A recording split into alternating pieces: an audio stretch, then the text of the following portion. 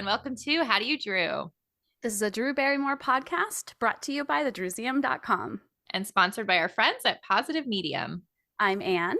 And I'm Ashley. And we're joined today by a special guest. Yes.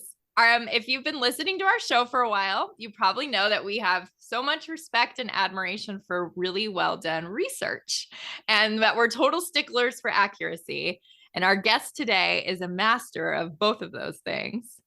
Yes. If you've ever searched for a filming a historical location, you're probably familiar with her incredibly thorough website, IamNotAstalker.com. Please welcome our friend Lindsay Blake. Thank you, guys. That's so sweet. It's so true, though. Thank you. Yeah. So, let's talk a little bit about the initial connection. Yeah, it's funny. I was just talking about it on another episode with other guests who I found and stalked and made be my friends. And that's how, and I was like, wait, that's what I did with Lindsay. You didn't. No, I did, because I'm pretty sure I found your site. I'm certain it was looking for Scream locations, and it was it was a long time ago. I think your site was pretty new, or newish, and of course you started with Scream locations in your early posts, right? Yeah. I think it was my first Halloween stuff. Oh, I love that. I know Scream. This was before the Casey Becker house was even found. This was a long time ago. Yeah. But anyway, I just probably started leaving you comments about how crazy I was about all the great work you do. And then somehow we just took it to a friendship. I don't know. I was trying to think the other day how long ago it was that we connected, but it was a long time ago. It's definitely over 10 years ago. And then the only reason I know that is I know where I was in my office at work, and I used to be at a different desk, and that was over 10 years ago. So, and I have a little bit of context, although I don't know the exact timing. Do you remember, Lindsay, when I went into Lula May and saw your picture? Yes. So I think Ashley had already befriended you. I knew who you were. I don't think I'd had personal communication with you, but I'm going to say that was probably 2011 or 2012. So I think it was at least 10 years. Wow. But yeah, that was so funny. I was like, wait a second, I know that person. I remember you texting me and being like, don't you know this? She's I'm in the store and her face is on the wall. Actually, that was right after a big storm in Pasadena. Oh, then that was, do you mean that windstorm? Yes. That was right after that. I think that was December 2011. I was just going to say, as soon as you said 2011, I'm like, wait, that time that Lindsay, that we met up in person with our friends Katie and Jolena before the Matthew Lillard play in Burbank. Do you remember that? You came and met up with us at the hotel. Yes, that was 2011. So yeah, we're way over 10 years. Oh my God. Time flies. It does.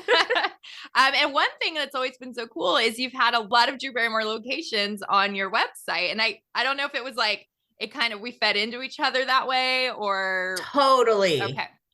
And also I was thinking about this the other day too. When I've visited a restaurant or a hotel that's had a lot of celebrity patronage and I write about it, ever since connecting with you, the first celebrity that I search for now to see if they've been there is Drew. Always. And you probably have a lot of luck because she's got a long history all over LA or New York or wherever you are. Well, that Lucy's El Adobe across from Paramount, which is closed now. But I remember I was so excited with that one. That was a long time ago too. That was a great find. Yeah, her picture was there from a birthday party. Never have found that information anywhere else. Although I'm pretty positive in her cookbook, she has this list of the best meals of her life. And I think it might list that place. I think that place is listed. Yeah, which is really cool. I know. Another thing that's going to be gone. Oh my gosh, we're going to get into that. I know. Let's keep things positive. Lindsay, the best places to find you obviously are your amazing website. If you're not familiar with it, people, I'm surprised because I feel like everybody, it comes up all the time. I talk to random people and they're like, oh, I know that site, Oh, yeah. So it's IamNotAstalker.com, which I love the cheeky title. I've always loved that. Your Instagram is at IamNotAstalker. And then your TikTok is IamNotAstalker3. 3, yes. Boo. How annoying. I know. Who are 1 and 2? Come on, give it up. Give it up. I was very late to the TikTok game. Oh, so same. We're still barely understanding how to use it. It's a whole different world. too. Yeah. And everyone I know is like migrating there slowly. I'm like, okay, I guess I have to be aware of this. It's a necessity. Is there anything else you want to plug at the top? And then of course we can at the end remind people where to go to find you. Yeah, I'm just starting a website about Palm Springs because I've lived out here now for almost 15 years, I guess, 13 years. Wow. I know. It's crazy. That's blowing my mind. I know. No, maybe it's a little bit less than that. But yeah, I know. It's insane. I can't believe that this has been my home for so long. But it's called Everything Palm Springs, and it's going to be recommendations for places to go, places to eat, things to do from a local, because we're always exploring. Yeah. Love that. So many people I know out here, I'll name a hotel or a restaurant. They're like, oh, I've never been there. Like our friends that live out here. And I'm like, what? Like, I believe I'm that. Constantly exploring. So it's for locals too. I have that come up with Vegas too. Like, it's like locals don't really expand to the like places sometimes that you would think. And this is great timing. Like Coachella just got announced and you got to get your thing going for all the people who are going to come out for Coachella. Yeah, for sure. But we will link to everything. If you guys want to find Lindsay, if you don't know her already, you're missing out, and we'll put all the links in the episode page. Thank you. Of course. Yeah. We're so excited you're joining us. Thank you. Howdy Droobies. We want to tell you about our sponsor, Positive Medium. We've actually been clients of theirs for at least 10 years, and they take care of all of our website needs for thedruseum.com.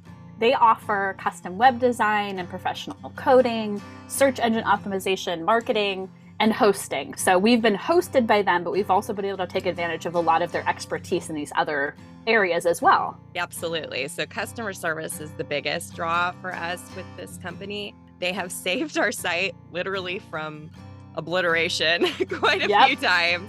But then they also help us with minor issues in just like literally a matter of minutes. So if we have like a coding question or just like something on the back end we can't figure out, we reach out to them and we get an answer back and the issue is solved within moments. We're so excited that Positive Medium is allowing us to offer our listeners 25% off managed WordPress hosting plans using our promo code DREW, D-R-E-W, of course. And if you want to take advantage of this, visit positivemedium.com. We really, really vouch for these people. They've been so great to us and will continue to be great to us. I can only imagine. I mean, they're great by offering this to our listeners. So take advantage. Again, it's promo code DREW, of course. Are we almost ready to jump into the weekly topic, Ashley? Yeah, this is a heavy hitter, as I was calling it earlier. We've done a lot of research. Lindsay has come to the table with so much exciting information. So we're skipping our top of the show normal things, and we're just going to make this all about today's subject, which is Drew's former sniff house in the Hollywood Hills. Okay, so let's introduce it a little bit just by talking about some of the previous homes that she had in LA.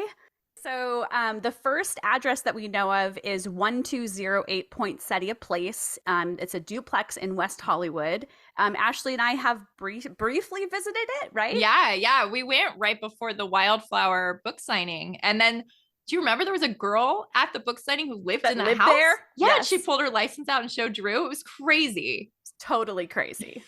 She's like, I live in that Poinsettia Place, because the whole book starts like at that. That's where the book starts. There's a chapter, I think, called Poinsettia Place. That's crazy. Is that where she went when she kind of returned to old places? Yes. On her show? Okay. Yes, she does go out and like, I don't think they actually like even let her in, but she's like behind the little gate. Yeah. Yes. But really tiny, humble duplex where she lived with her mom. You know, people think that because her family was in the movies that she has generational wealth, which is not true. There was no money left in that family by the time she came around. So they lived in a very small little duplex in West Hollywood. And she always talks about West Hollywood as like, you know, where she started. Her roots. Yeah, her roots. Yep. And then once ET happened and they started having some money, you know, Drew was the breadwinner of her household. They moved to this house in Sherman Oaks, 4005 Ethel Avenue. And Lindsay did all kinds of cool research on this back in the day. I remember. My friend Owen's the one that found it, actually. I think you had asked us if we could locate it. Yeah, because she talked about it in the book. Mm-hmm. Yes. She did a People magazine shoot there. It wasn't a weird one. It was some kind of weird like one. Like, what are these even for photos? There's two different ones from like maybe 87. I don't know, in that range. I'd have to pull it all out. But I guess there is like at least one photo in a later issue of People. The one of her in her bedroom. Is that? Yeah, you're right. People? You're right. But that's post rehab, I guess, though, right? Because I was thinking of the teenage pictures, and that's what you were talking about, I think. But I think technically it was featured, but not as much as in the other shoot, I think. Yeah, but that was amazing. I remember you and me like exchanging messages, like checking the background, like this looks like the weird stairs. Remember, like the balcony or something. And the house number is in one of the pictures, which was a godsend. Yeah, that's what I remember too, is that was like the way that I think the initial like street was found or something. Yep. Yeah. It was very fun. And that's been altered. There's a third story on it now. Oh, wow. I guess at least it looks the same though. Otherwise, yes. Okay. The bottom floors look the same. Important. But I was looking to see if it had sold, because I wrote about that house, my God, like long ago. So I was hoping it had sold and there might be interior pictures we could compare. It hasn't sold, I think, since Drew sold it.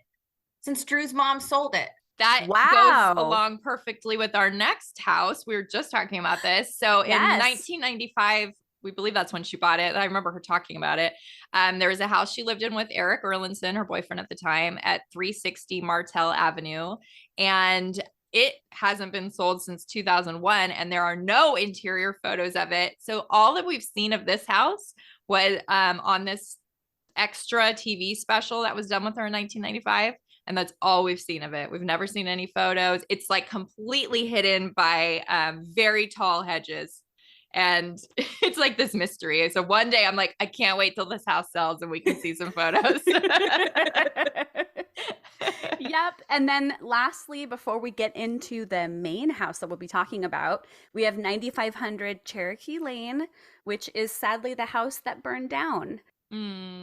She lived in the house from 1998 until 2001. It was featured in a really incredible In Style magazine article that I believe we covered. Yeah, we did. March 1999 was the issue. It's a good one. And that was a real special house too. Yeah, I have seen, so there's a really like cool yoga studio on the property. And again, it's like very particular the way it looks. I'm not describing it well, but that still exists. If you go to like aerial views, you can still see that. So that's at least some part of it is still there, but it was so sad. I just still can't believe.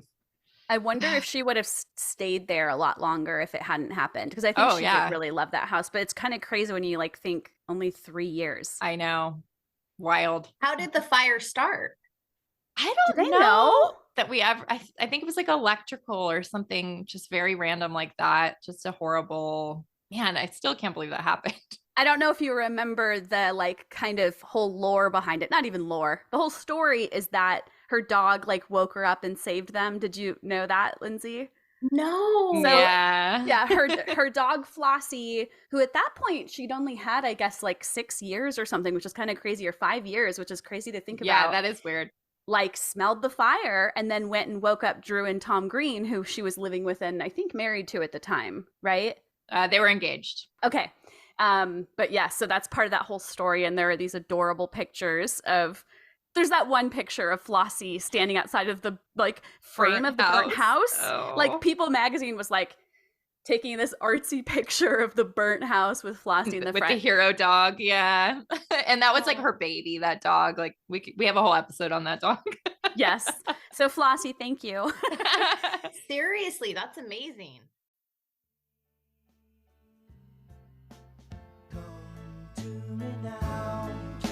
Rest your head for just 5 minutes. Everything is done.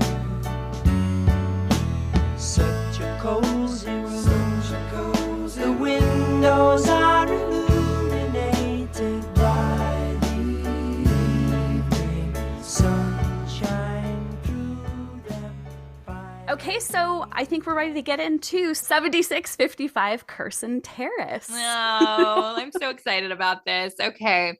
So I'm just going to say at the top, like how I found the house and where it was and the address or whatever. I used to have this weird kind of reality show on in the mornings when I'd get ready for work. It was called Starting Over. It was about like women who all like needed a big change in their lives. And so I think maybe I was like, reading something online about them. Somehow I found out that the house where they filmed was right above Drew's. Somehow I found that out. So then I started watching, and when they would show the exterior kind of like helicopter shots, I recognized what we knew looked like Drew's house from what we knew from magazines. So that's kind of how it started. And somehow I probably pulled like a Lindsay trick and, got on Google Maps or whatever existed back then. And I figured it out. Just like detective work. That's all it was. I feel like something else that was involved in it was like a picture from like below where you could see like the house. Like I vaguely remember either us standing on like Hollywood Boulevard or something and like looking up and knowing that with the palm trees was her house. Like I feel like there was some moment. It was very recognizable with the palm trees that go all around it. Yeah. And just if you're listening to the regular podcast right now, just so you know, if you watch the video version, I will have a slideshow. Yay! Many of the same pictures will be available on the episode page as well. But just so you know, there's kind of stuff to go along with the episode video version. Yeah, we're trying something new. Anne did an amazing job putting this together. So go watch. Yes. Looks so good. Thank you. Okay, so the house started to be built in 1955. It was completed in 1957. I was able to pull some really cool permits that had renderings of the house. They're like pretty like napkin scratch kind of style. But it's cool to see so like cool. Yeah, the original kind of thinking and like how we have two different ones to see like the little variation on the shape of the pool. It's really neat. I love stuff like this. Me too. We geek out over this. I think you do too, right, Lindsay? Oh my God. When the renderings and permits started being available online from Los Angeles, that was like a game changer for me. I eat it up. I know. I didn't even know until, well, I should have said at the beginning that the inspiration for me with this episode was Marilyn Monroe's house, her final resting house, if you want to call it that. It's almost going to be torn down. And this amazing group of fans, they're called the Monroe Preservation Group. They worked really hard to get it declared a historical site. But anyway, so I like kind of started thinking about how we'd seen what Drew's house looks like right now and how like I wish we had done something because this house has a ton of history. And then I just went down a rabbit hole of like starting to do research and feeling like this would be a fun thing. And when I found out you could pull permits, because that's what I did. I started with the permits to see like, what are these people who have this house now trying to do? And then it just like exploded from there. Yeah, I think too, because some of the permits aren't online, like that drives me crazy. You'll see a permit and there won't be a thing to download it. But I think if you go to like the LA permit office, you can actually see all the permits physically. Ooh, if we want to get really crazy. But we are not stalkers, just like Lindsay is not a stalker. No, not at all. We're researchers. Researchers. So the original architect of the house was a Raymond Stockdale, and he had some other notable projects that he designed. There's this like historic East LA bank and like a house and a gas station. I recognized the bank when I looked at it, by the way. Oh, that's so cool. Yeah, I was like, I remember seeing this. It must have been close to where my ex lived because I'm like, I remember driving by this. That's crazy. It's neat. That's really neat. So we'll share some photos of some of his other designs if anyone finds that interesting. I thought it was fun to see. Yep. And then Lindsay, do you want to talk about the original owner? Yeah, it was James A. Bauer, which you found on the permits. And so then I just started researching to see what his occupation was, who he was. And it turns out he was a developer. So he had I found a couple of newspaper ads that said a James A. Bauer development. I love that. I love that stuff. So he apparently was building kind of all over LA at the time. Makes sense. Yeah. I find that a lot in researching houses that were built like in the 50s and 60s, and actually a lot in Pasadena, that these houses were built by a developer, and you'll see their names pop up as original owners like time and time again.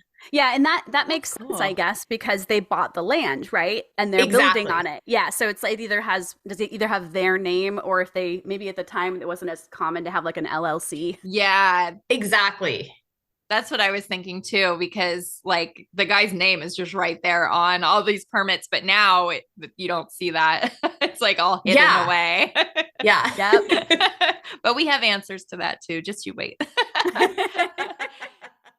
So I think it's time to get into like what was so special about this house. I'm going to go ahead and share the screen again. So give me a moment.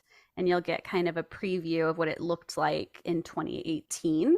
Again, this is visuals for us who are recording and also for those of you who are watching. And we'll talk about later what these pictures are from because they're quite incredible. But yes, the interior, I mean, are there some pictures that talk about like what type of wood is used and stuff? I have no idea. I would love to know that. We could probably spend so much more time going really deep on research, but we pulled everything we could. I think I read that it was like mahogany. Oh. That one ad that I found that we'll probably talk about later where I wasn't sure it was this house, it says mahogany. Oh, cool. And I didn't know what mahogany looked like. Not a wood expert. Yeah, mahogany can change quite a bit. So I'm not a wood expert, but I worked in custom framing for a long time. And mahogany can look like cherry, which is like a lighter red wood, or it can be really dark. And in the pictures, the wood that I see is like varying colors. And it's really beautiful on the inside. Lots of colors. So much wood.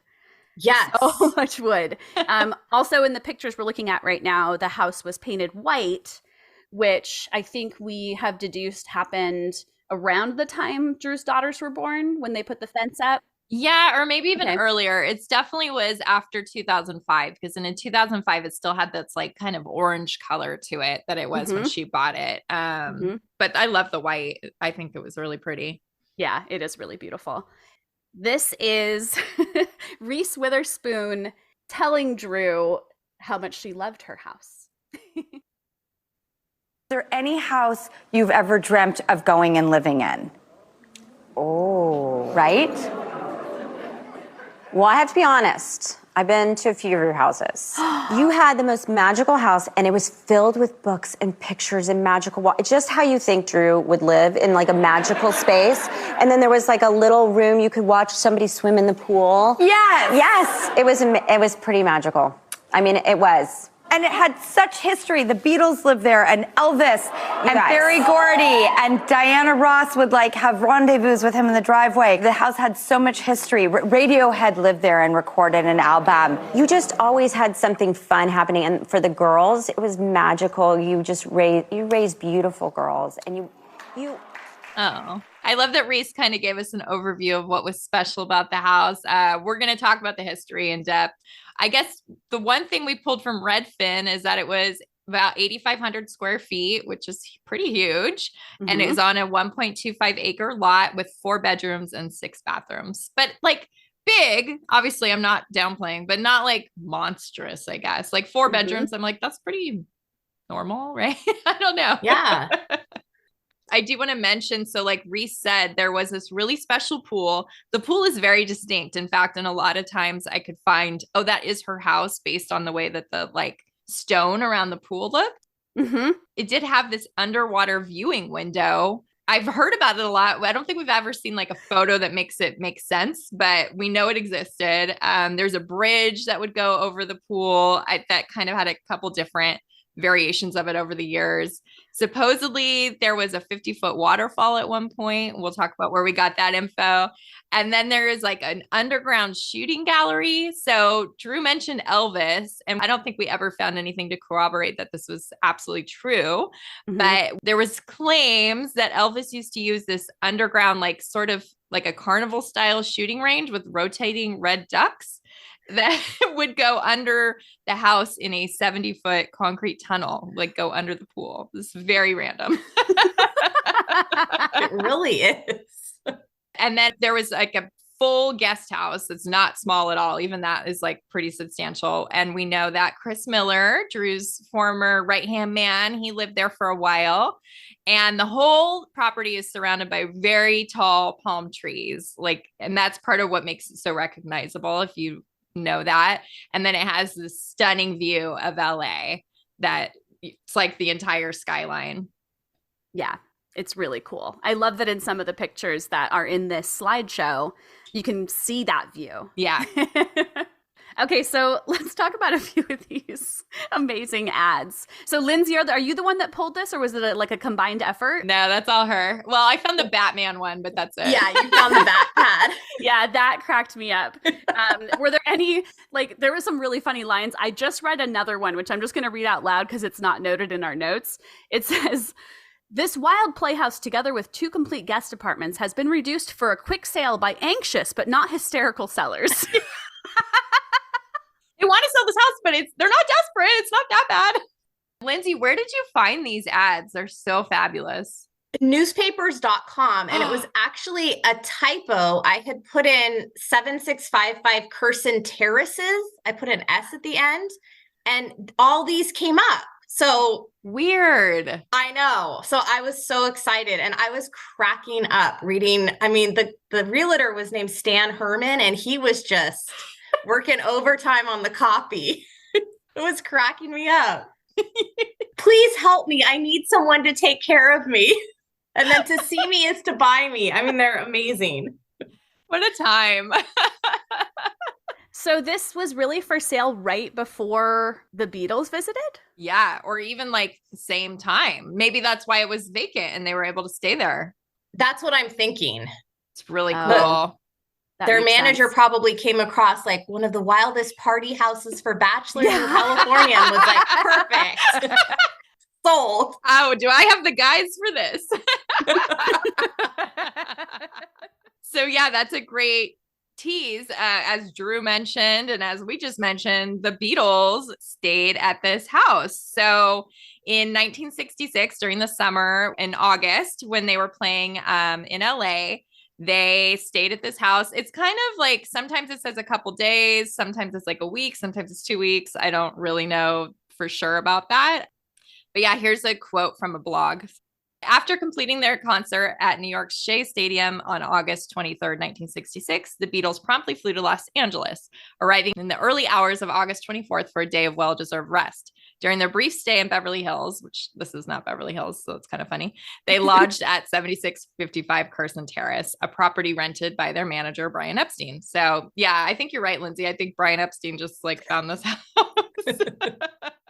And they had these parties there, or at least one big party.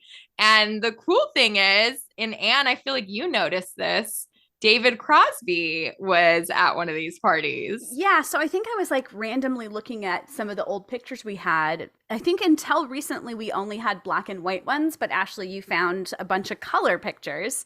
But I was looking at them, and I think I just recently looked up an older picture of David Crosby or something, because I recognized him. He's in kind of a Freddy Krueger shirt. And he looks really different than he looked. Yeah, you wouldn't know that was him if you didn't know what he looked like when he was younger. Yeah, totally. And I pulled a couple more pictures. I really love, Lindsay, that you pulled this picture of Beatles fans climbing up the the wild mountain side of the house. I was so excited to find that. Yeah, this caption's too funny. Teenager admirers of the Beatles virtually put quarters of the popular musicians under siege. Above are few of the admirers attempting to climb a hill to get to the home at 7655 Carson Terrace for a view of their shaggy-haired idols. It's just too funny. It's too good. And then it says later in it that they're going to be at Dodger Stadium that Sunday. So that was one of the shows they were doing during this. It's an amazing find, Lindsay. Was that also from newspapers.com? Yeah, and it was the typo with Carson Terraces. Oh. I know. But I was like, why could I see us doing this? We're not stalkers. I am not a stalker.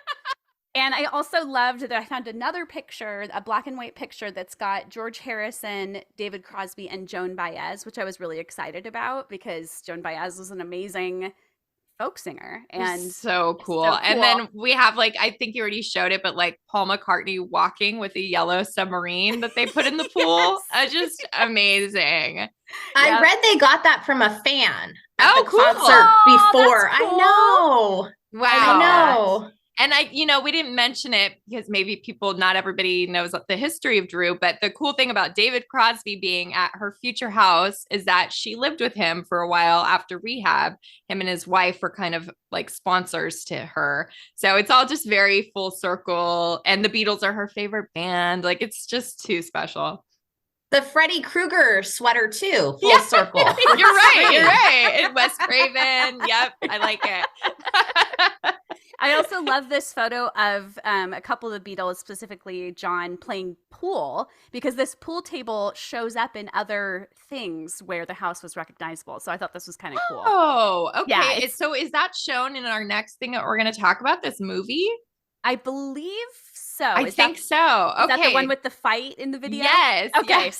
Yes. So if we're ready for that, this is the shots from it. So it was used as a filming location for a movie called Point Blank from 1967. I knew it existed because I think Beatles fans are real. There's a lot of really good researchers out there. So I think when I found like some of the Beatles pictures, somebody else was like, hey, I also found out this house is in this movie. It's an action crime drama that starred Lee Marvin and Angie Dickinson. Looks very dramatic. The clip I watched, I was like, wow, this is intense. But it does show interior and exterior and the pool. Like, it's a really cool view of the home. Have you seen the whole movie, Ashley, or did you just find out about this? So I'm very tempted to watch it. I watched the trailer and I was like, I'm good. But the shots of the house, and I'm going to share a little clip. I pulled it from one that you had pulled just because it shows a little bit of the interior and a little bit of the exterior. I like that it's, of course, the original color, so it's got that like orange tone.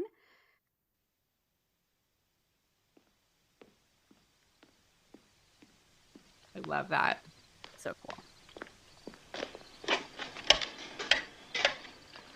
You're a pathetic sight walker from where I'm standing, chasing shadows.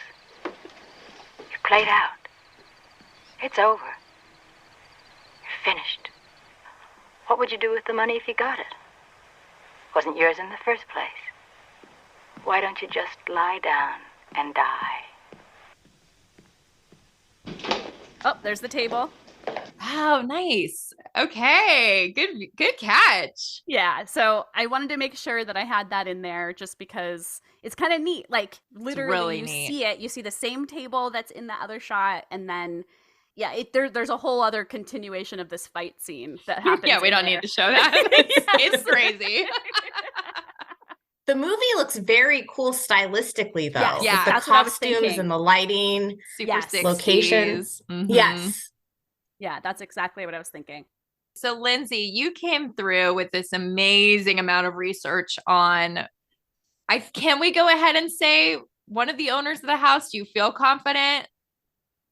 I think for sure it was. Okay. Tell us all about it.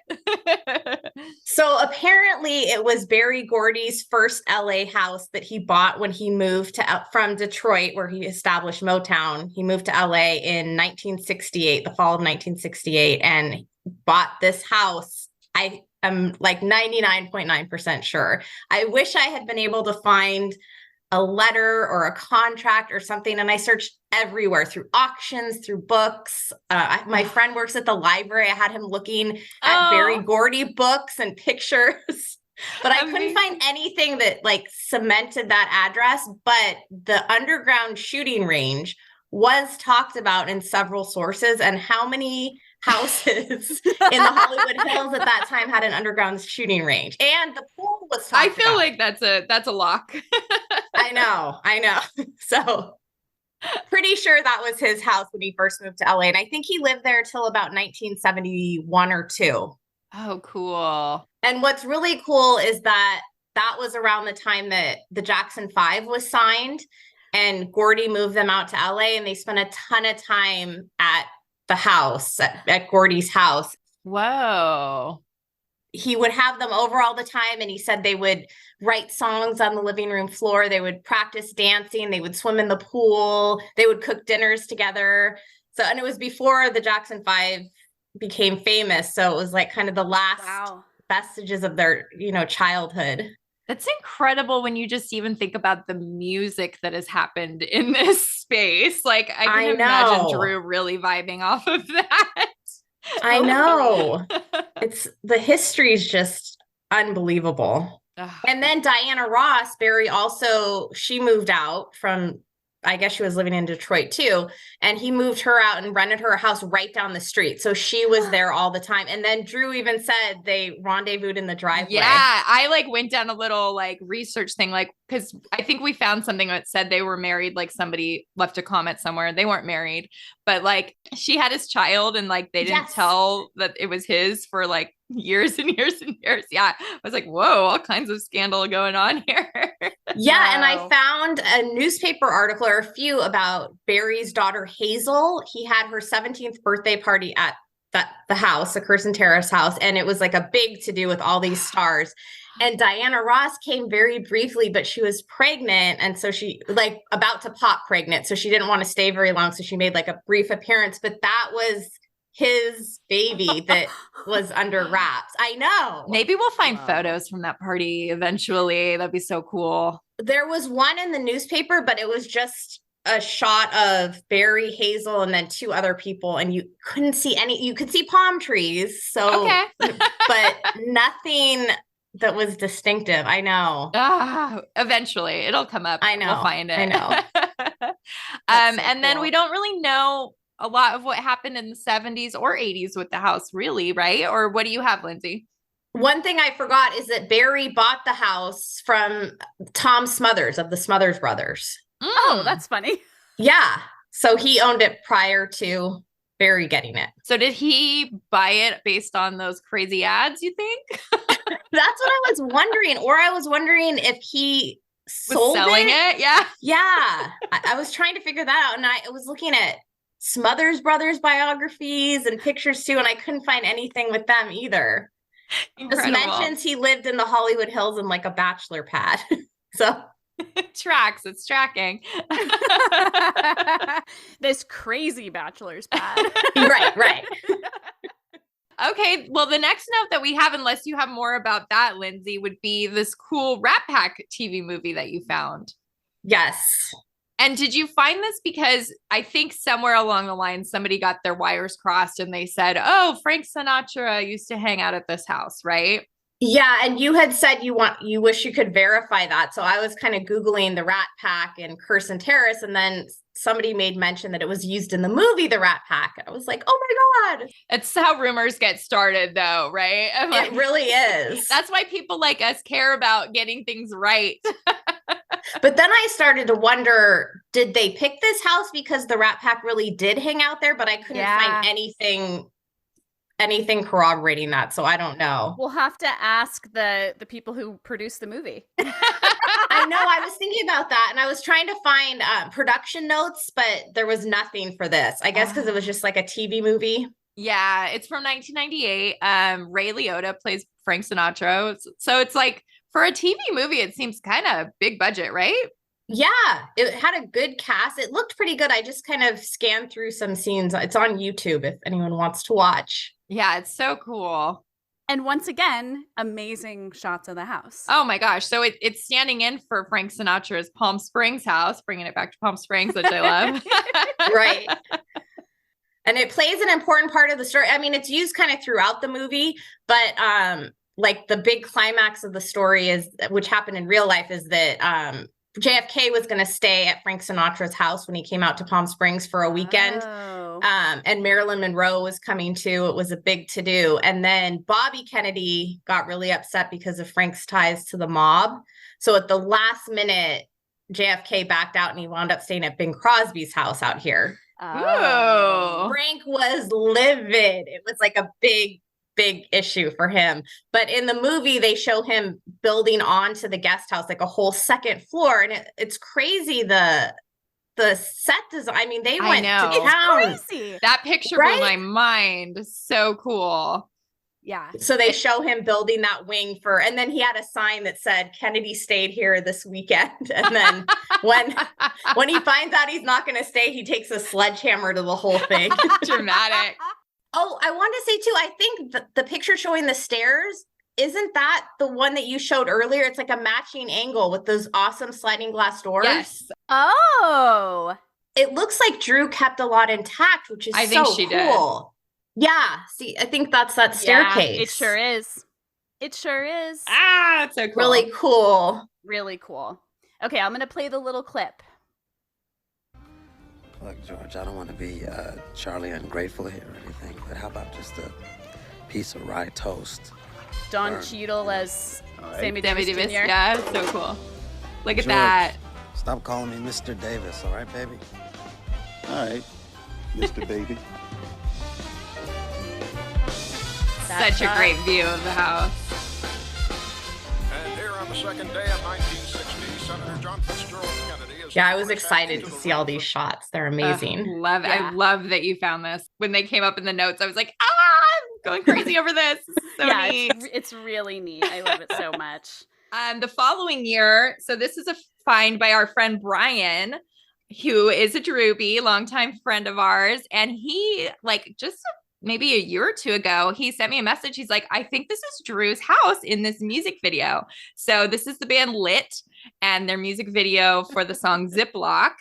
And it utilizes mostly the pool, but you can definitely see an interior room and the driveway and the gate in the video. Mm-hmm.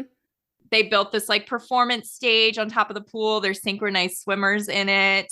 And randomly, when they show the gate in the driveway, Blink-182 does a cameo where they're running by naked.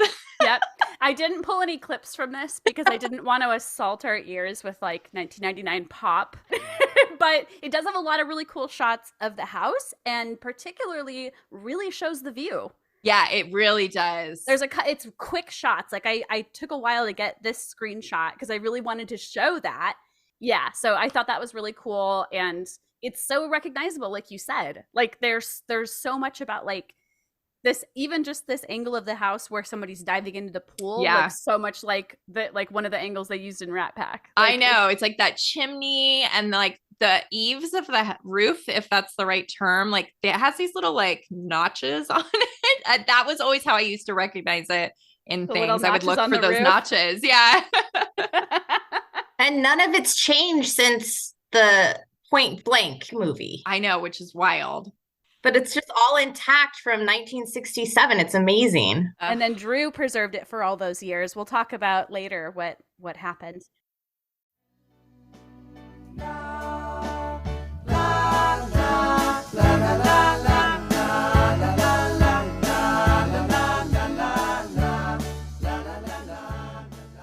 We are up to the time where Drew purchases this house. Dun, da, da, da. I love it. So April 2002. So as we'd mentioned before, that she had the house fire in 2001. And then really briefly, we didn't even get into because she barely even lived in this house. Her and Tom Green had purchased a house on Fryman. And I mean, I don't even know if they lived in it, to be honest with you. And then they split up. So as soon as that happened, that's when Drew went and found this house that we're talking about today, our Carson Terrace home. She bought it under the name Palms Trust, which I always liked because, of course, the palm trees all around. I've seen different amounts for what she purchased it for. I've seen 1.1 million. I've also seen 4.35 million. What did you find, Lindsay? Did you see anything about that? I didn't. Okay. But that's a big variation. Yeah. And she purchased it from a man named John Boab, who was a theater and TV director. And I looked at his IMDb and he directed a lot of sitcom episodes in the 80s and 90s, way too many to even mention. Yeah, big stuff too. Yeah. Known Very stuff. known. Yep. Ashley, I was going to ask you, there's a part in the E! Hollywood True Jobs, I think, with Chris Miller where he's shopping for a house for Drew, but I'm trying to think if that, I guess that would have been Cherokee Lane. No, she lived in Cherokee in that video. That's interesting. It's before the house fire, but she already lived in the house. Huh. God, we got to see that again. There was this really cool special on E, Lindsay. This is how we learned about who Chris Miller was. It was called Hollywood Jobs. And they had a segment with him when he was Drew's producer. And it's like him at her house and he goes and runs these errands. It's like incredible. But we have it on VHS. You said producer, but you meant assistant. Assistant, thank you. He was not a producer yet. Well, that's why the first time I met Drew, Lindsay, I saw Chris Miller and I knew him, knew who he was, and said, Chris? And he's like, do I know you? I'm like, no, but I've seen you Drew Hollywood Jobs. And I love Drew, and he was so sweet to me. Immediately was so sweet to me. It's like how we even like started talking to him. It's because of Anne recognizing him from that show. Where was he? Where'd you see him? It was a book signing at Brentano's, which was a bookstore in like Santa Monica area. I think it's closed now. But it was a book signing for the book Riding Cars with Boys, because Drew was on tour with the person who wrote that book, Beverly Ann D'Onofrio. So I got to meet her the first time in 2001. Oh, that's so cool. I'm really curious, like, could they have been shopping for this house then, Ashley, at that time? It's interesting because the Fryman one is definitely in between. But yeah, why was she looking for a house if it hadn't burnt down yet? Interesting. The reason why I brought it up is because I kind of remember there was like a mumble about what the price was. Oh, it's definitely ringing a bell. Like, I think Chris is like 3.5, okay. Like something like that. So I kind of believe more like the 4 million, but yeah. You know, I don't know. It's really hard to say. I was going to say that too. 1.25 seems low to me. I agree. But it's so hard to know what the market would have been like. It really is. 2002. Long time ago. Yeah, totally. While we were doing our research, this is so random, but nothing to do with the research. I was just looking through Instagram. Somehow I landed on a picture of Melanie Linsky, and I'm like, she's at Drew's house in this photo. Like I recognized it. So there was this pre-screening party for a movie called Say Uncle, and they had the party at the house, and it was part of Outfest. So I was thinking maybe there's a connection with Chris that had this happen here, but it's really fun to see Melanie Linsky, of course, because of Ever After. Mm-hmm. And then I noticed Wilson Cruz from My So-Called Life is in some of the pictures. So that's cool. Fun. We all love him. Yeah. Yes. So we mentioned there's like this musical connection with the house because of that, you know, Jackson 5 thing. Maybe that's kind of cool. Radiohead recorded an album in the house in 2010 called King of Limbs. In the liner notes, they actually thanked Drew. It says, big thank you very much indeed to Drew Barrymore. And I think cute. That kind of sent people like, why was she thanked, right? Is that kind of how they found out? Yeah, that was definitely part of it. But there was some like rumor somewhere, like somebody figured out, hey, I think they're recording at Drew Barrymore's house. And other people were like, what are you talking about? Like somebody must have been in the know. So there was like little rumblings. I found like tiny little snippets here and there while I was trying to like really pin this down. Yeah. And I just noticed, I think there's maybe sitting in front of those sliding glass windows in this picture. The view in the background, definitely. I was like, that looks like Drew's house. Yeah. And I'm guessing this other picture we have of the pool, is that the wrap party? Yeah, it's some sort of party for it. Yeah. Okay, so a blog talked about this wrap party. They said they were giddy seeing Beck, Salma Hayek, and Danger Mouse chatting around the same pool where Dean Martin and the Rat Pack used to hang out. Again, there's like another person just kind of saying that. The producer, Nigel Godrich, said, Drew very kindly allowed us to.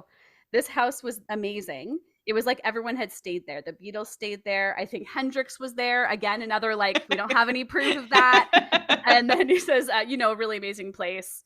And it said, we found a picture of George Harrison holding a yellow submarine in a tub. Again, I wonder if that's like the Paul McCartney picture. Yeah. Yeah, but if there's like actually one of like George Harrison inside in a tub, cool. And it says very kind of Hollywood vibrations of all the stuff were there. That's so cool. I love that. It's so confusing. Like why?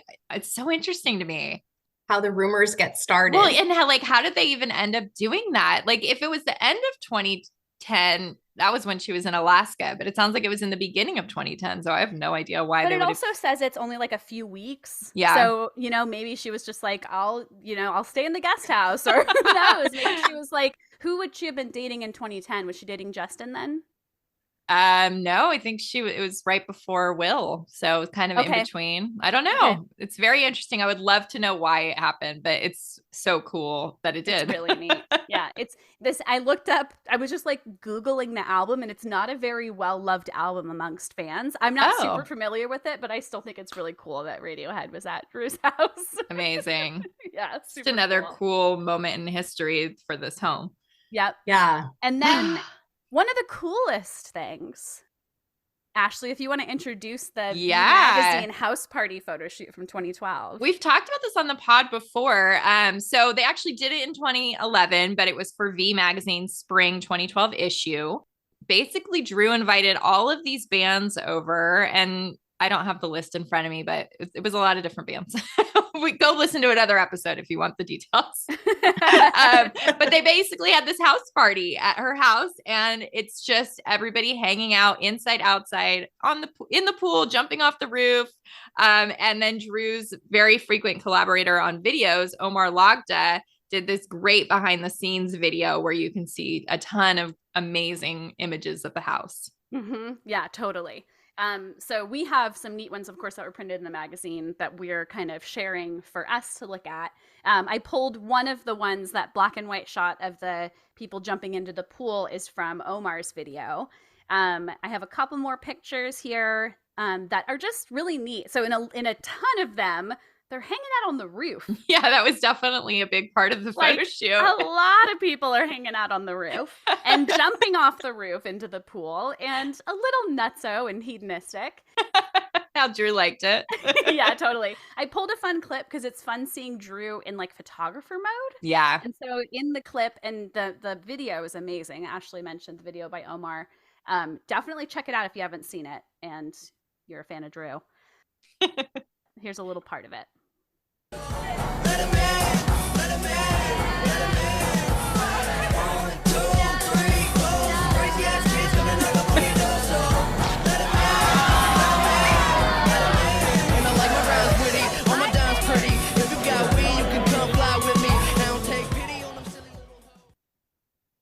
It's so great. Loud music. I'm sorry. That's okay. Blew my ears out. Definitely looks like they were having a really fun day.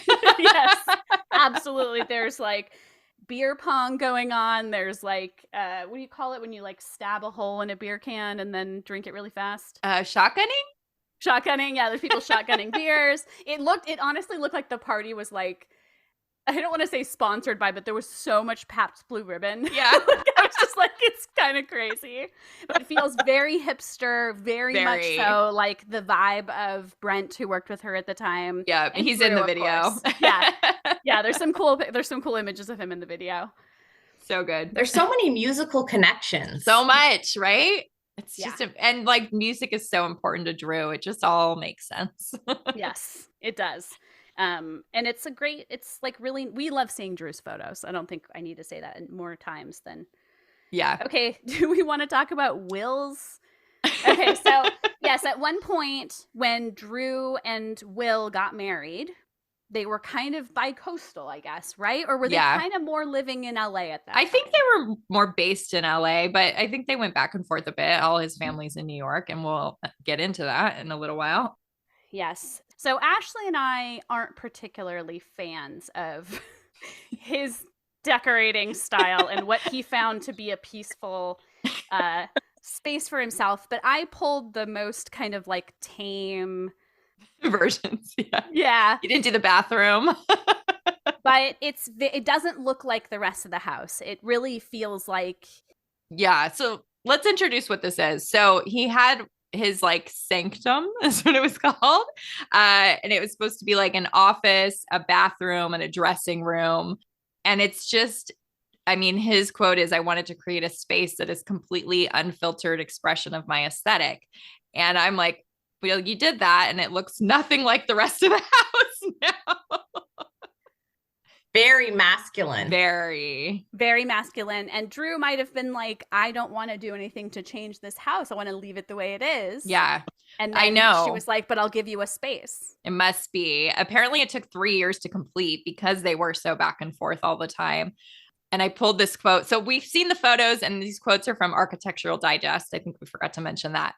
In 2015, they featured the space right before they got divorced, which is like a funny thing. I don't know if you guys know about that, like curse of Architectural Digest. A lot of times if couples are featured, they get divorced soon after. Oh my God. Yeah. Or they know they're getting divorced and they feature it to help sell the house. That's another theory.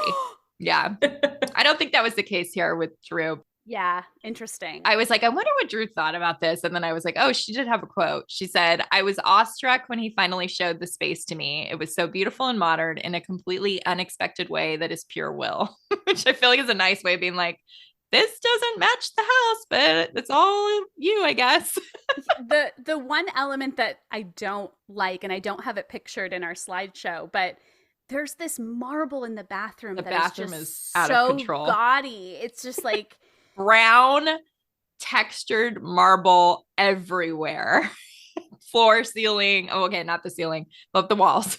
But it definitely feels like something that would be an Architectural Digest in a way of like, it's styled. It is so styled. Of course, they really play that up for the issue, but yeah, it's just very incongruent to the rest of the house. What are your thoughts on it, Lindsay? Because I feel like you would have opinions on this.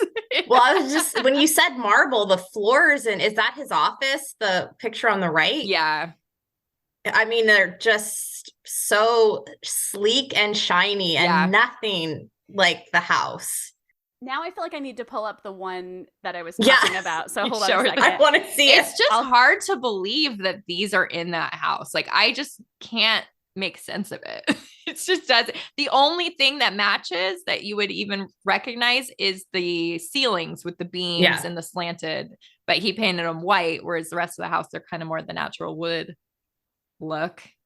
Yep. Was that in the main house or the guest house? That's a good question. Hopefully she sent him out to the guest house. No, because it says located off the master bedroom. Oh. I know. It's so weird. It's really weird. Just way too modern. Yeah. Here's the picture that I kind of went like, too much. Way too much. Too much. It's just a whole different world. It doesn't make sense. It almost looks like when you go into Home Depot and see like the fake kitchen layouts in the fake bathroom. That's what it looks like with that bathtub that matches the sink thing. It's too much. It's too much. It's bad. And basically we're just like, this is not Drew's aesthetic. This is Will's aesthetic. Yeah. He came in and did this thing to this house. And, I don't know how ultimately Drew might have felt about it after everything fell apart. But she might have been like, God damn it. Why did I let you do that? Do you think she took it out? I mean, she only lived in there a couple more years after, so hard to say. We'll probably never know. Yeah. Yeah, that's a good point. All right, let's move on to something more beautiful. Yeah, let's do it. Dear Drew, which was a line of clothing and accessories that Drew had in 2017. Just briefly, it was such a cute, cool thing, but didn't last. But they did their photo shoot. Some of it was in Los Feliz, which we talked about in an episode, but a lot of the photos were done at Drew's house, which is so neat. And there's dozens of them, right, Anne? Yeah, there are quite a few of them. The two that I have here, I feel like were just neat because they show like things that are recognizable in the house from other stuff that we have. Yeah. Right? Like she's sitting right by that supposed entrance tunnel to the tunnel. Yeah. That's right there. So yeah, there's a spot that we recognized in a new book that we'll talk about shortly. I love these pictures for Dear Drew. I do too. So much. Oh, and they were taken by Mark Seliger, who she frequently has done so many shoots with. So that makes it even more special. I forgot about that. Yeah. I mean, let's just add to oh my God, so stunning. I want that couch. It's really special. Couch. I'm not usually like a person who wants things with fringe and velvet, but in this case, I might change my mind for it. And then there's that one, you have the photo of her by the pool. Yes. Ah, that's a great one. And this pool fence must have been added when her daughters were born because it wasn't there previously. But that makes perfect sense to me that you add that when you have little children around. Yep. Totally. And the bridge is original. Yeah. I think they just added like the gate is different, but yeah, that's the bridge that's always been there, which I love. It's such a neat feature to have in a pool, right? Ugh. Yeah. Great photos. I love this. Yeah, I'm just staring at this picture. And we'll share some more in the episode gallery for the episode page, of course. There's some that you maybe wouldn't even know were Drew's house, but when you put it all together, it makes sense. I just love how little she changed. Yeah. Yeah.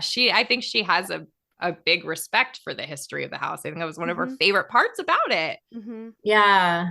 Okay, before we talk about the book, I do want to mention she had some notable neighbors. Do you remember, Anne, when Hayden Panettiere bought a house like right there on Curson Terrace? It was definitely like reported somewhere. I don't think I remember who that is. Oh, okay. Why would you know her? She's in Scream 4. Okay.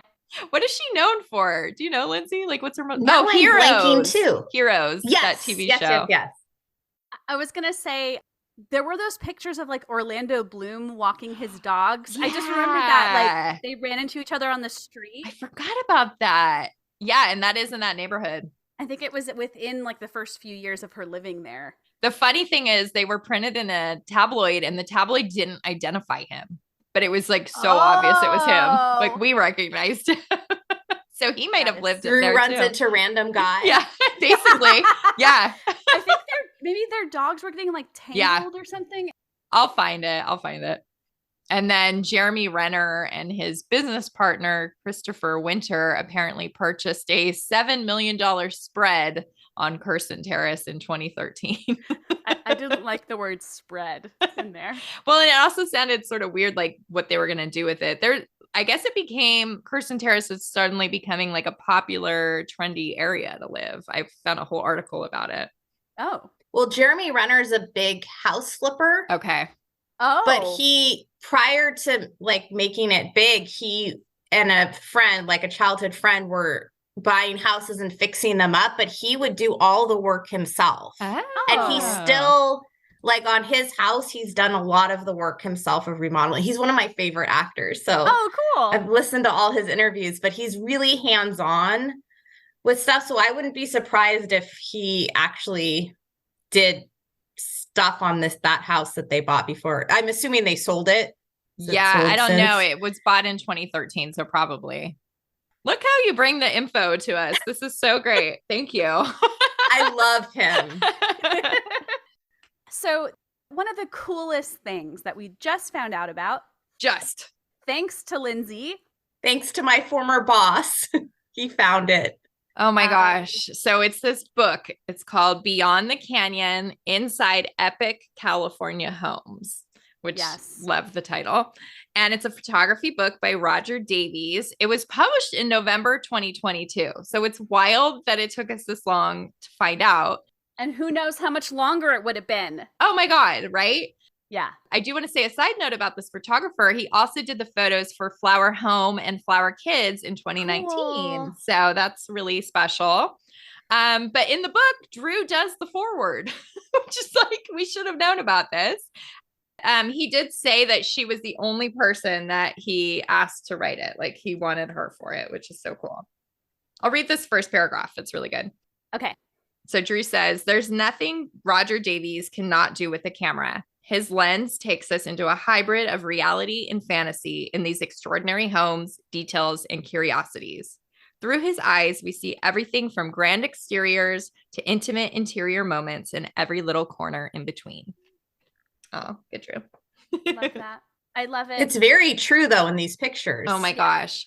So not only did Drew write the foreword, which would have been neat enough on its own, but thanks to Lindsay and her former boss, we found out that he had taken photos for Drew as keepsakes for her right before she was going to move out of the house. And we'll get into that.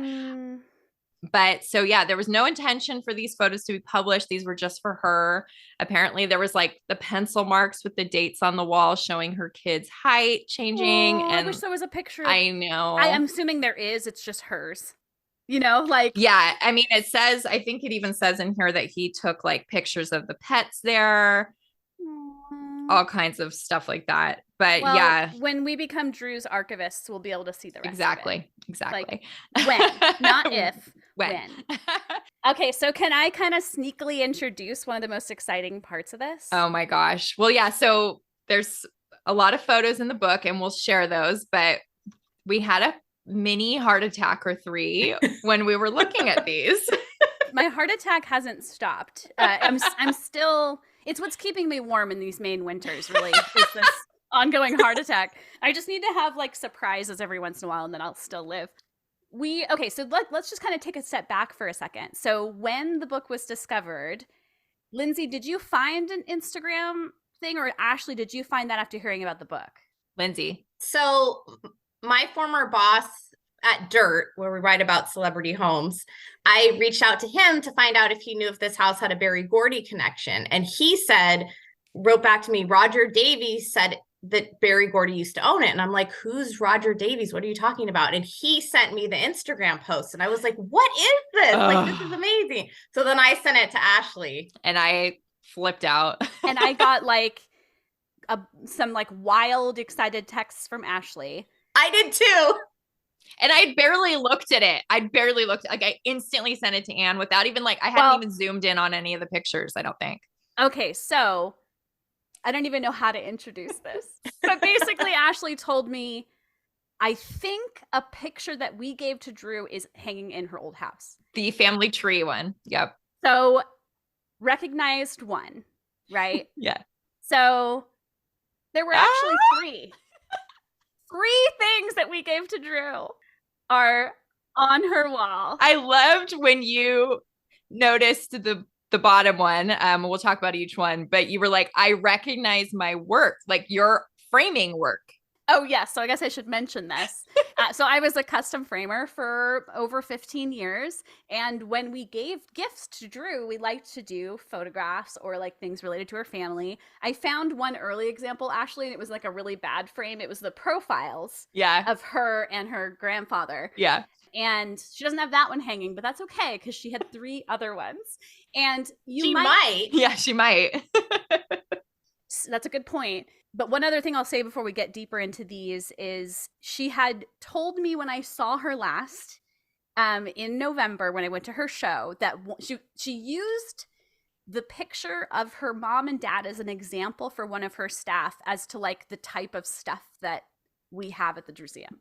Like she literally said like, those girls gave me a picture of my parents that I'd never seen before and hangs in my house. And like Ashley and I had been looking for stuff in the background of stuff for years. I mean, literally ever since we started giving her photos like this, every time she would post something at home, we're like zooming in, like, what if something that we gave her is on the walls? Never seen anything until this. Less than a week ago. Until this was brought to our attention. There's 3 of them. So we're just going to talk about them a little bit just because it's exciting to see this stuff. It's so exciting. I mean, we're just, we do this because we love her and we know that she'll appreciate these things. Yeah. And this is just like, I didn't need more proof, but I got it. Like it's almost just like sort of validating, I guess. Yeah, totally. Okay, so the earliest one and the one that Ashley recognized first, is that right, Ashley? Yeah. Okay, was this, it's the Drew Barrymore family tree, but it's from a magazine from way before Drew was born because another surname in her family is Drew. Anyway, so I had copied this. Ashley, I was trying to remember exactly where it was from, but do you remember that I have like a magazine from like the 30s or 40s that has some stuff of her families in it? Was this in that? Oh, that would make sense. I don't really remember where we got it from, but that would make sense. I think maybe I have this physically and I made like a really nice copy for Drew and then framed it, but we gave it to her for her birthday in 2010. We mailed it to her. So 2 of the 3 we didn't actually hand to her in person. Yeah, which is crazy. It's like even more like, oh, it made it. She got it. She loved it. Yes. And she hung it. So hung it, yeah. So that's one. And then the one I think that I was well, this maybe I was going to say the most proud of, but I think that I like the framing job of this one the most. It's beautiful. Was an original 1928 wedding photograph of Drew's paternal grandparents, John Barrymore and Dolores Costello, and we gifted it to Drew for her birthday in 2012. Once again, mailed it. No, we dropped it off, but she wasn't available. We gave it to Chris. Oh, okay. Yeah, good we memory. handed it off to Chris. Because this is when we I think. Oh shoot, I might be wrong. I got to look into it. Okay. I don't think we mailed this one. I don't think we did. Okay. So then finally, and I didn't pull up the picture of us with her, but we can share it in the episode page. Sure. I mentioned it, but it's an original photograph of Drew's parents and her half brother. And it was gifted to Drew in 2014 at the book signing for Find It in Everything when Drew was pregnant. Mm-hmm. And one of the most significant things about the picture is it was dated September of 1974. And if that's correct, then Jade is pregnant with Drew. Yeah, it was really special. And so she was very pregnant with Frankie. It was like a couple months before she had her. And when we told her that, and Anne framed it in a way so you could still see the back with that detail. And when we told her that, she immediately started crying. It was amazing. Yes. And I'll find some better pictures so you can see the back as well. But, yeah, good idea. And her parents weren't together very long. So to have this photo of them, it's very like a rare thing. There's a couple pictures of them together, like walking on the street that are on Getty Images. And like, that's about it. So this is and you know what, Lindsay, this is at the Charlie Chaplin apartments or what are those? His studio? Not the studio. There's like this weird set of apartments that you did a whole post on it. The cottages or something. Yes, that's where that is. Did they live there? Yeah, and we definitely talked about it long ago. You're probably forgetting, but I have other photos of her dad and her half brother where you can see the surrounding area. Like we matched it and everything. Yeah, that is so cool. Yeah, so this is part of that shoot. And it's really an amazing picture. Like both of her parents had, like, it's a very clear image of their faces. It's beautiful. I feel like her dad looks like mischievous in a way. Like, yeah. I don't know. It's really incredible. Just notice how cool his shirt is. It's so 70s. So great. So great. But yes, this is like mind-blowingly cool. I mean, mind-blowingly cool. I'm so happy about it. Yeah, we literally like, I'm dead. Like I said. And just for it to be your beautiful framing work, you know, that she didn't like take the photos and go like, this frame sucks. Let me put it in a better one. You know, it was like ready to go on the wall. It's just so special. You guys are a part of her house. I know. And I'd like to think that all three of them are still hanging in her current house. I hope so. Oh, I'm sure. She mentioned at least one, like within the last few months. So I feel like. And I don't think she would say that. Yeah, I don't think so either. So I guess we should talk about why there is no this house anymore. Should we move on? So. But I just got to say, like, thank you to your boss, Lindsay, for like finding this. And to you. I mean, first of all, to you, like, thank you for getting us like clued in about this. Like, I was so excited. I just assumed you guys knew of the book. So when Ashley messaged me, I was so excited. And it was just this like gradual, like thrilled about these photos existing. And then like, wait a minute. And I think you said one. And then I was like, I think I see two other ones. Like, I'm pretty sure. And then I was like, oh, maybe one of the John Barrymore pictures too. But then I was like, let's not get too crazy. Because I know that there was another one at some point that we gave her of her grandfather, because it's the one that we got from Leonard Maltin. That's right. Yeah, you know who Leonard Maltin is, right, Lindsay? Yeah. So shit, we'll have to go find what photo it was. There was one for sale on eBay that we really wanted, and he won it. But somehow we were able to know it was him, right? We didn't know it was him. Somehow we were able to message him and be like, we really want to give this photo to Drew. And he like gave it to us. Oh my God. He mailed it to my house, and then I like framed it and we gave it to her like shortly after. My recollection is it was like a 5x7. We're gonna need to figure that out. Why don't we know? I don't know. It's like she sent, I think she might have like showed me the email and we're like, it's Leonard Maltin? What? How random. I wonder why he wanted it. I think because he's just like film historian, you know? Yeah. But it definitely made me wonder about like, oh, maybe he has like a collection of like classic film stars. Probably. Stuff. You guys gave her a picture of her dog too, right? Yes, of her with her that dog that rescued her from the house fire, and the dog's brother, so Flossie and Templeton, when they were puppies, when she'd gotten them in 1996. Yeah, that one she was gave her in person, crying. Oh yeah. I remember. We still have to find that one on the wall.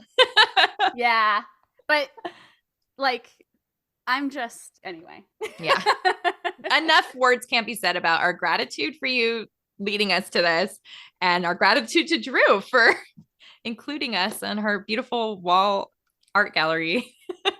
Absolutely. Well, I'm so excited that the connection was made. No. Yeah. If you guys hadn't asked me to do this podcast, I mean, you could have asked me to do a filming location one. You know, it's like, so it was meant to be. I knew in my heart this was where you needed to be with us. I'm not kidding. This is where we wanted the most dive in. And yeah, Ashley knew, she felt the draw towards the book that was somehow in your direction, and she was like, what? It's all connected. The universe is helping us along. All right, should we get to the sad stuff? Yeah, I guess so.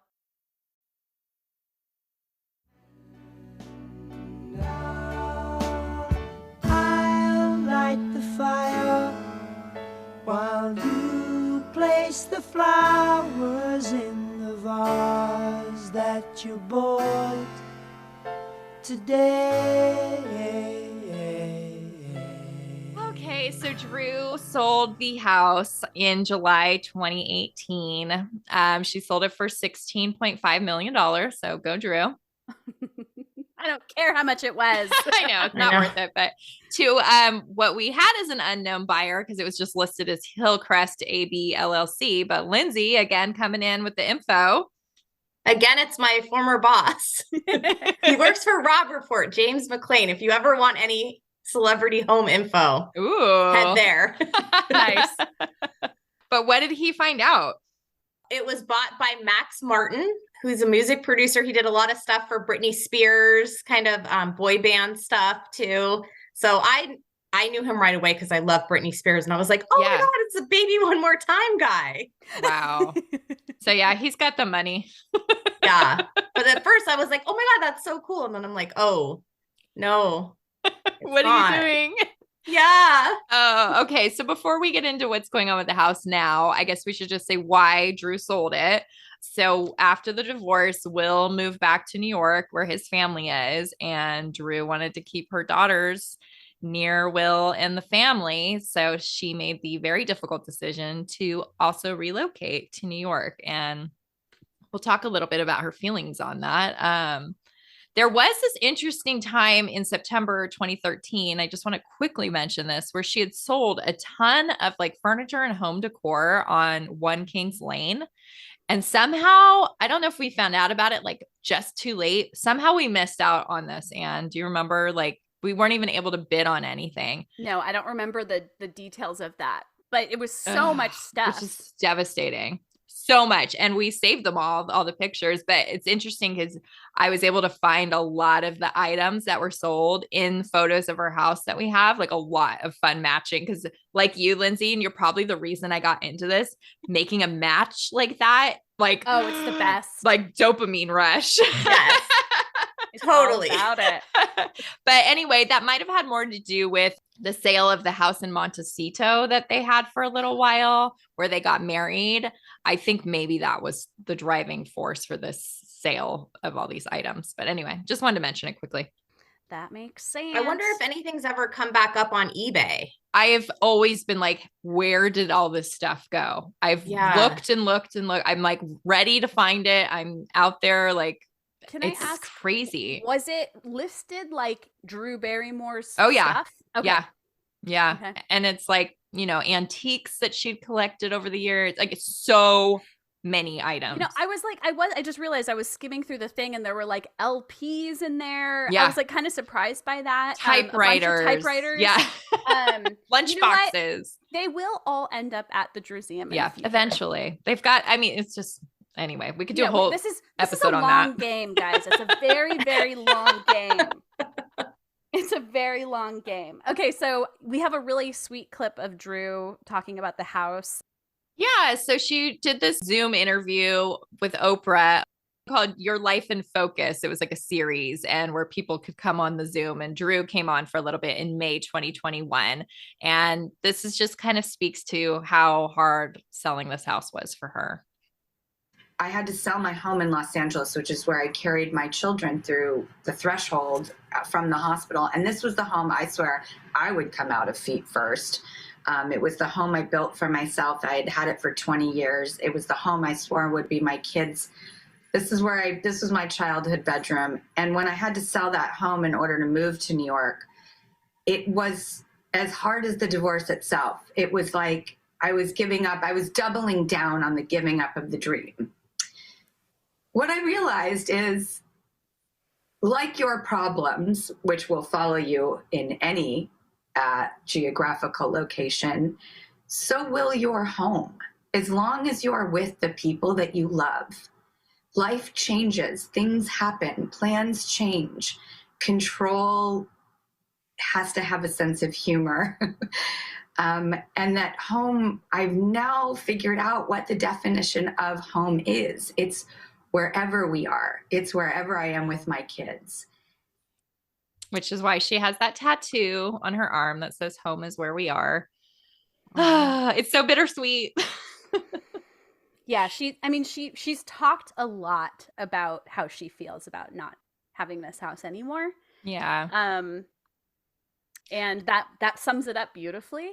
I think and that thing of like not coming out of the house until you come out feet first. Yeah. That's what Tony was like. Yes. Yeah, she did say that. He's like, I don't know why she's so, I mean, we know why, but like, it's just so hard. I have a hard time believing that she needed the money, but I think also she said she was doubling down. And I think maybe she just was like, I have to give up all of this stuff to make my kids' life stable. Yeah. I don't know. Like, that's a perfect way of putting it. I think it's about the kids' stability. To not feeling like their home is there, but also there. I do want to read this other quote that she gave to the LA Times. Remember last year when they did that huge long article on her that Jolena was nice enough to get us? Yep. So she's talking about LA and she says, if you don't think I'm on Zillow every night researching ... I'm sure I'll be back there. This is just a chapter. And then she talks about selling the house. I hysterically sobbed. I did not want to move here. I also think like the 90046 area code is one of my constants. It's where I grew up as a little baby. It's where I lived until I moved here and had to sell my house. It was so hard. Oh, I just got chills. I know. Like we've talked about this before with Tony. Like we feel goofy being like, we're so sad about the house, but like we really are. Like it was an amazing place and it was so just like perfect for her. It seemed like. Yeah, it seemed like she did a lot of growing there. Like I know that that's maybe too like broad of a statement, but she really thought that it was going to be the place. Yeah. Like she seems to have thought. It kind of breaks my heart to imagine like she can't go back to the exact place. Yeah. Yes, she can go to the land, but let's talk about why she can't go to the exact same building. Okay. So again, this is sort of where the impetus for this episode came from, me sort of looking at like what's going on with the house now. Oh, these photos. So lots of work is happening on this house. The new buyer has pulled permits that say like interior remodel, replace the kitchen ceiling, windows and doors, but it looks like so much more than that. Lindsay, you're kind of more of an expert on this stuff. Well, that middle picture looks like the house was taken down to the studs. And the roof's gone. Like leveled, right? Yeah, I mean, that's exactly like a whole new house. The only other permits I found are like replacing some termite damage. So maybe that's what they're trying to get away with here. Increasing the height of the building, which is so weird. and then grading excavation for the pool bridge and a swimming pool remodel, which I'm like, the pool is like the most distinct part of this house. Please don't change it. It looks though from these that they haven't done much to the guest house. Yeah, interestingly. But also, is it like still under construction? Because I was like trying to look at like the newest, like, well, I don't know how new it is, but like the aerial view. Right. It actually looks on Google Maps almost more like the middle one. So I was a little bit curious where we got like the more recent aerial view of it. Yeah. So Lindsay, do you know a way to like when you're looking at Google or Bing Maps, which by the way, Bing, I would never know except for you have told me like it's better for aerial views, weirdly enough. Oh, is that what maybe this far right one is from? Yeah, probably. Bing? It's probably more clear. Mm-hmm. Yeah. Yeah. Bing has like a bird's eye feature, which comes out so much clearer. Little did I know. You would never know. Why would you ever think that? But yeah, they've got Google, like they're way better than Google with that. But like, it's hard to know when these were taken, right? I've never found a way to figure that out. The only way I've seen dated aerial views is on Google Earth. Okay. I actually went in there and I wasn't able to pin down a date, but I was able to see, basically, actually neither of these photos sort of look like the one that. Yeah, I'll show one more picture that is a Google Earth one because I just took it yesterday. Maybe that's probably the one you're thinking about. Yeah. I think Google Earth isn't as updated as the other aerials. There's historic aerials too, but again, I use those for past stuff mostly. I don't really look at new stuff, so I don't know how I did look at it yesterday because I remembered that was another good. I've learned so much from you. And they were all like, it was fun to see, but they were all like very blurry and things just didn't change with that house. I was going like decades and it was just pretty much the same. And then the most recent one they had was 2020 and you couldn't really tell if anything had happened at that point. Mm-hmm. Yeah. So I'm going to show one more. So this is a weird one that seems to be, and this is like Google Earth does that weird like 3D view thing. Right. So you can see like the trees like pseudo. But yeah, this looks kind of like before the other aerial, but it's weird because you can definitely see like the roof is gone. I mean, that's taken down to the studs. Yeah. Like, there's a whole part of it that's completely gone. I also didn't put in our slideshow the renderings of the new design. So we do have those. Very similar. It does. That's what makes no sense. Makes no sense. And who knows when these renderings were done and what decisions have been made since. But yeah, it's just, I'm heartbroken. I don't like it. Here, I'll show one more because I don't know how much we'll share on. Okay. There's going to be a lot in here of me going, I'm going to show something to these podcast listeners. But yeah, here's the rendering, at least one of the renderings. And it looks like they're keeping it pretty much. I mean, it's recognizable for sure. Mm-hmm. I mean, is it possible that maybe the termite damage was that bad? I mean, I don't know. I really don't know. But yes, the house is not the same structure as it was. And the inside's gone. I mean, yeah, it's just gone. Gutted. I'm gutted. I am too. I hate it. But, I don't think we could have stopped it. I'm definitely like, all right, Marilyn Monroe's fans are like a whole different world. But it's still, there is the history. Like there was, I think, almost like enough history to maybe have like tried to make it a historical. I don't know. Maybe that's all the musical stuff. Yeah, it's just too cool. We'll have to see what happens. I mean, I'm going to keep an eye on it. I'll check Google every once in a while to see like what's been going on image wise. And maybe we'll have like good news to report that it looks the same, but I don't know. We'll have to wait and see. What's weird is the pool looks the same in that rendering. Yeah. But they're redoing it per permits. It's very confusing. I feel like things have been changing on the fly. I don't know.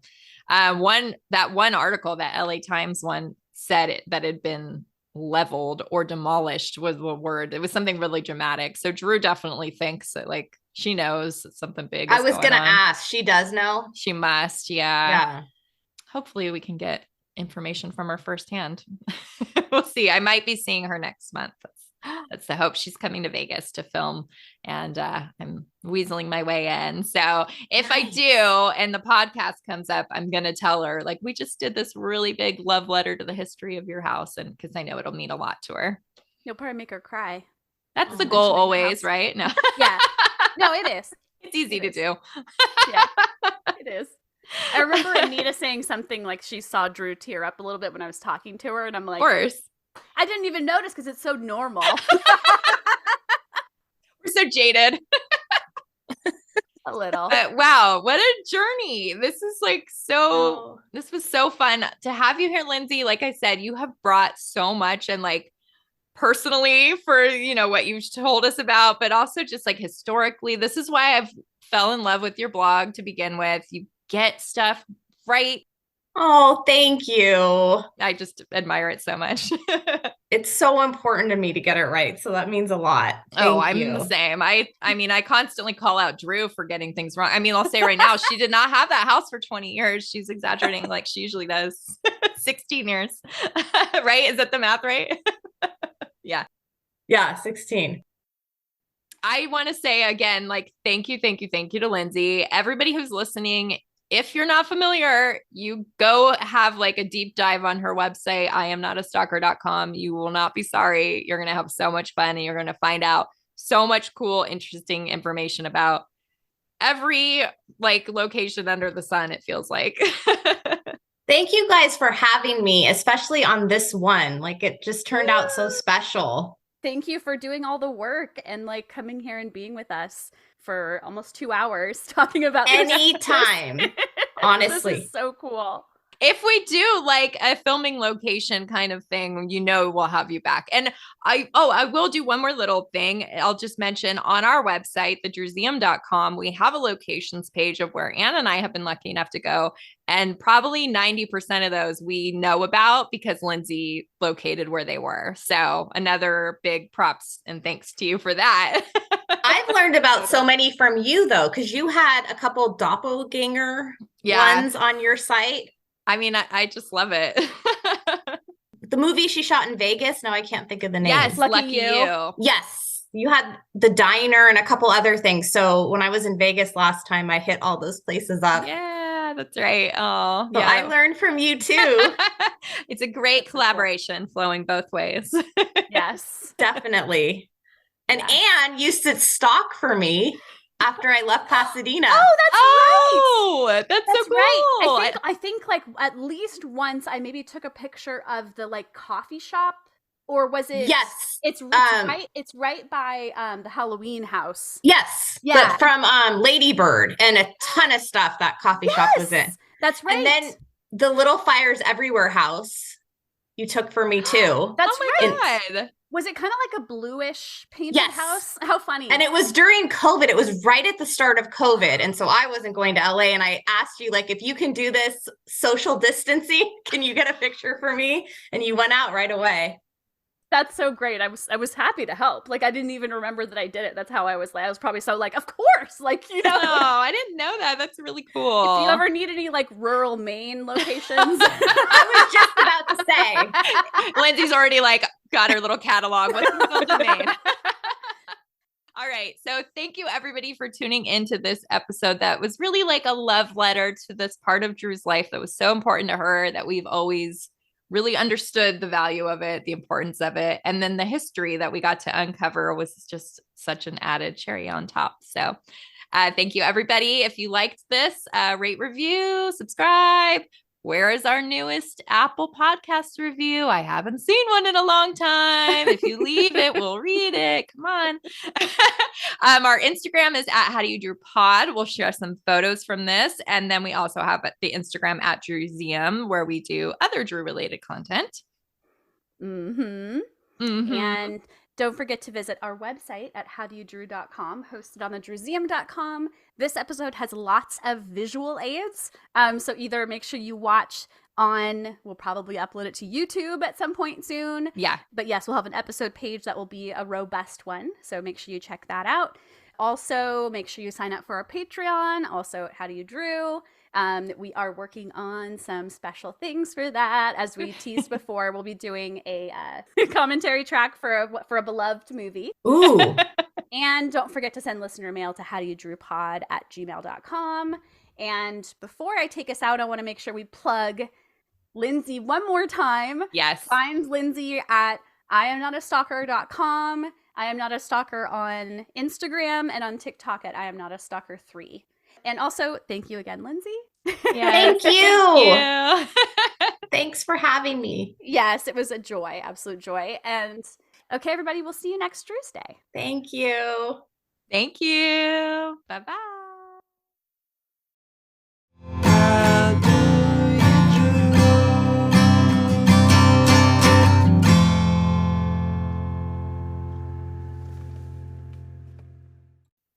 This episode of the How Do You Drew podcast was researched and produced by Ashley and Ann from thedrewseum.com with help from our sponsor, Positive Medium. Special thanks to Matt Costa for our lovely theme song, Roxy Prima for our adorable logo, and last but not least, Drew Barrymore and all the Drewbies who love her. We do this for you. Thank you.